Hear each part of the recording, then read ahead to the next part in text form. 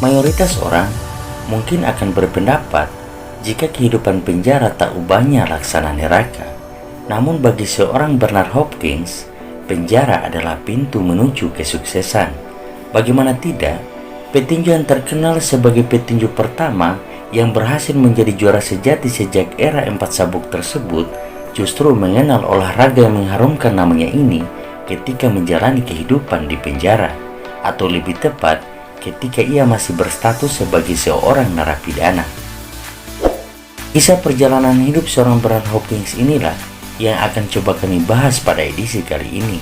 Tetapi seperti biasa, sebelum kami masuk pada pembahasan, yuk mari kita bangun dan kembangkan channel ini secara bersama-sama dengan cara menekan tombol like dan subscribe serta menyalakan lonceng notifikasinya agar Anda tidak akan pernah ketinggalan dengan update informasi yang kami tayangkan. Bernard Hopkins Jr. atau lebih dikenal dengan nama Bernard Hopkins lahir di kota Philadelphia, Amerika Serikat pada tanggal 15 Januari 1965 atau tepatnya 57 tahun silam. Ia dibesarkan di tengah keluarga miskin dengan kondisi lingkungan yang keras dan syarat dengan kriminalitas.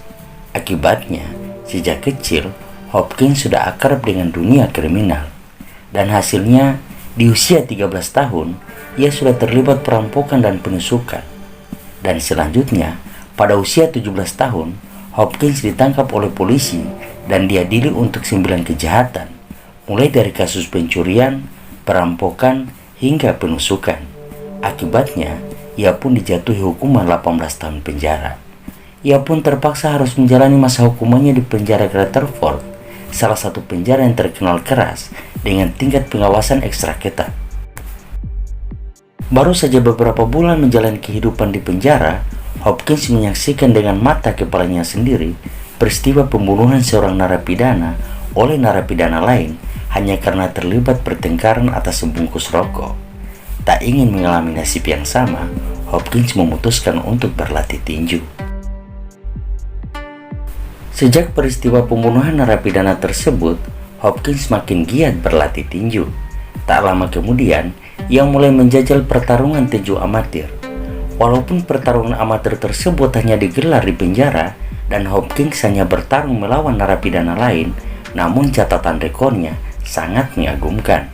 Dalam 99 pertarungan amatirnya, Hopkins berhasil meraih 95 kemenangan dan hanya 4 kali menderita kekalahan. Dan walaupun pertarungan amatirnya dianggap tidak resmi, tetapi cukup menjadi modal bagi seorang Bernard Hopkins untuk terjun ke tinju profesional suatu hari nanti. Setelah hampir 5 tahun menjalani masa hukumannya di penjara, Hopkins menerima pembebasan bersyarat. Dan ketika terakhir kali ia meninggalkan penjara Rutherford, salah seorang sipir datang menghampirinya dan mengatakan jika ia akan melihat Hopkins kembali ke penjara tersebut. Dan saat itu, Hopkins berkata di hadapan sipir tersebut jika dirinya tidak akan pernah kembali lagi ke penjara tersebut. Dan untuk mewujudkan janji dan tekadnya ini, Hopkins mulai menata kembali kehidupannya dan meninggalkan masa kelamnya. Ia memutuskan menjadi seorang mualaf dan terjun ke tinju profesional. Bernard Hopkins menjalani pertarungan tinju profesional pertamanya dengan bertarung di kelas berat ringan menghadapi Clinton Mitchell pada tanggal 11 Oktober 1988. Dalam pertarungan yang digelar di Atlantic City, New Jersey, dan berlangsung selama 4 ronde tersebut, Hopkins harus mengakui keunggulan Mitchell dengan kekalahan angka mutlak. Dan setelah 6 bulan beristirahat, usai kekalahannya tersebut, Hopkins memutuskan untuk melanjutkan karirnya di kelas menengah. Ia menjalani pertarungan kelas menengah pertamanya dengan menghadapi Greg Pike pada tanggal 22 Februari 1990, dan dalam laga tersebut Hopkins berhasil mencatatkan kemenangan angka mutlak. Dan setelah itu, Hopkins berhasil mencatatkan 21 kali kemenangan tanpa sekalipun tersentuh kekalahan, dengan 16 kemenangan diantaranya diperoleh dengan kemenangan KO, di mana 12 kemenangan KO berhasil diraih di ronde pertama. Gelar pertama Hopkins di tinju profesional diraih pada pertarungan ke-20-nya di kelas menengah atau pada pertarungan ke-21-nya di tinju profesional. Gelar pertama tersebut berhasil diraih oleh Hopkins usai memenangkan gelar kelas menengah USBA setelah berhasil mengalahkan Wayne Powell dengan kemenangan KO di ronde pertama pada tanggal 4 Desember 1992. Sayang pada pertarungan ke-22-nya, yakni saat berhadapan dengan Roy Jones Jr. yang memperebutkan sabuk gelar IBF yang kosong pada tanggal 22 Mei 1993, Hopkins harus mengakui keunggulan Roy Jones dengan kekalahan angka mutlak. Namun Hopkins berhasil memenangkan gelar tersebut setelah ia berhasil mengalahkan petinju asal Ekuador, Segundo Machado, pada pertemuan kedua mereka pada tanggal 29 April 1995. Dalam laga yang digelar di Landover, Maryland, Amerika Serikat tersebut, Hopkins berhasil memukul KO Machado di ronde ke-7.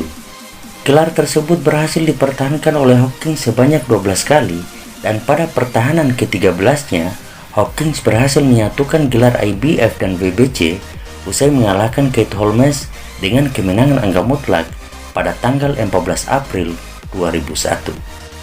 Selanjutnya, pada tanggal 29 September 2001, Hopkins berhasil meraih gelar juara tak terbantahkan kelas menengah setelah mengalahkan juara WBA kelas menengah Felix Trinidad dengan kemenangan TKO di awal ronde ke-12.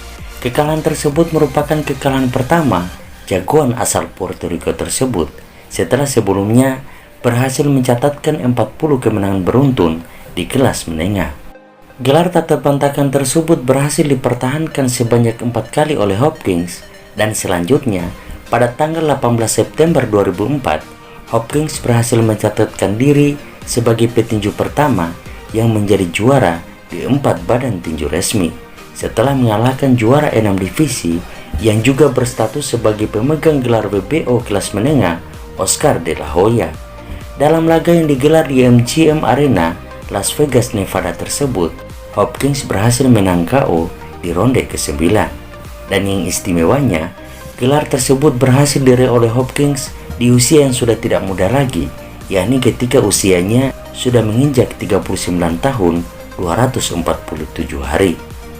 Sayangnya, gelar tak terbantahkan tersebut hanya berhasil dipertahankan sekali oleh Hopkins, dan setelahnya ia harus merelakan gelarnya direbut oleh Jermaine Taylor usai kalah angka pada pertarungan mereka pada tanggal 16 Juli 2005. Kekalahan tersebut membuat Jermaine Taylor berhasil mengikuti jejak Hopkins sebagai petinju kedua yang berhasil memegang gelar juara di 4 badan tinju resmi, yakni WBC, WBA, IBF, dan WBO. Hopkins mencoba merebutnya kembali pada 5 bulan kemudian. Sayangnya, ia harus kembali mengakui keunggulan seorang Jermaine Taylor. Usai 2 kali kalah dari Jermaine Taylor, dengan usia yang sudah menginjak 40-an, Hopkins bukannya pensiun, tetapi justru memutuskan naik kelas ke divisi kelas berat ringan, divisi yang sebelumnya ditinggalkannya setelah ia mencatatkan kekalahan dalam debut profesionalnya di kelas tersebut. Tak heran, keputusan seorang Hopkins ini menimbulkan perdebatan di masa itu dan dianggap sebagai keputusan konyol dan kontroversial. Namun Hopkins berhasil membungkam orang-orang yang meragukan kemampuannya setelah ia berhasil mengalahkan Antonio Tarver dalam laga comeback pertamanya di kelas berat ringan pada tanggal 10 Juni 2006. Kemenangan tersebut membuat Hopkins berhasil merebut gelar IBO kelas berat ringan dan daring yang sebelumnya dipegang oleh seorang Antonio Tarver, sekaligus sebagai gelar pertama Hopkins di divisi kelas berat ringan. Dan selanjutnya, pada tanggal 21 Mei 2011, Bernard Hopkins berhasil memenangkan gelar WBC dan daring kelas berat ringan setelah ia berhasil mengalahkan petinju asal Kanada, Jean Pascal, dengan kemenangan angka mutlak di usia 46 tahun 126 hari. Kemenangan ini membuat Hopkins berhasil memecahkan rekor juara tertua yang sebelumnya dipegang oleh George Foreman yang berhasil meraih gelar juara di usia 45 tahun 300 hari. Sayang, Hopkins harus rela kehilangan gelar tersebut 11 bulan kemudian setelah ia kalah atas Chad Dawson pada tanggal 28 April 2012. Namun pada 11 bulan kemudian, di usia yang sudah menginjak 48 tahun 284 hari, atau tepatnya pada tanggal 26 Oktober 2013, Hopkins kembali memecahkan rekor pribadinya sebagai juara tertua setelah ia berhasil memenangkan gelar IBF kelas berat ringan usai menang angka atas Awan Tavoris dalam laga yang digelar di Barclays Center, New York City, Amerika Serikat. Hopkins berhasil mempertahankan sekali gelar tersebut, dan dalam laga pertahanan keduanya, yakni saat berhadapan dengan Bebut Sumenov pada tanggal 19 April 2014, Hopkins berhasil memenangkan gelar WBA Super kelas berat ringan usai menang angka atas petinju asal Kazakhstan tersebut. Sayang, hanya 7 bulan usai memegang gelar tersebut, Hopkins harus merelakan gelarnya dirampas oleh Sergei Kovalev dalam laga unifikasi gelar WBA Super, IBF, dan WBO kelas berat ringan. Usai kekalahan tersebut, Hopkins mencoba peruntungan dengan mengincar gelar WBC internasional kelas berat ringan dengan menghadapi petinju asal Amerika Serikat lainnya, Joe Smith Jr. pada tanggal 17 Desember 2016. Sayang, dalam laga tersebut, Hopkins justru kalah KO di ronde ke-8, dan pertarungan ini menjadi laga terakhir Hopkins di tinju profesional di usia yang sudah menginjak 51 tahun 337 hari. Dan jika ditotal, karir Hopkins di tinju profesional berlangsung selama 28 tahun dan berhasil mencatatkan 67 pertarungan dengan meraih kemenangan sebanyak 55 kali, di mana 32 diantaranya diraih dengan kemenangan KO dan hanya 8 kali menderita kekalahan. Dari 8 kekalahan tersebut, Hopkins hanya kalah KO sebanyak 1 kali, yakni di pertarungan terakhirnya ketika berhadapan dengan Joe Smith Jr. Sungguh perjalanan karir yang luar biasa bagi seorang petinju yang mengenal tinju di kehidupan penjara.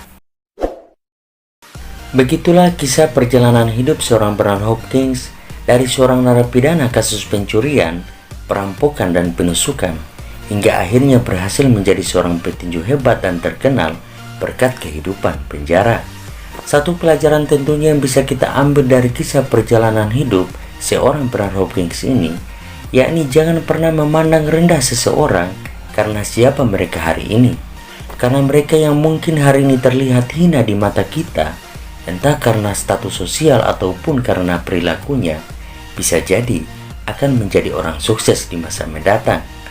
Dan bagi kita yang hari ini mungkin sedang berada di masa kelam, yakinlah bahwa masa depan kita tetap cerah sepanjang kita memiliki niat, usaha, kerja keras, serta komitmen untuk mengubah ketidakberuntungan hari ini menjadi sebuah kejayaan di masa mendatang. Salam pecinta tinju dunia.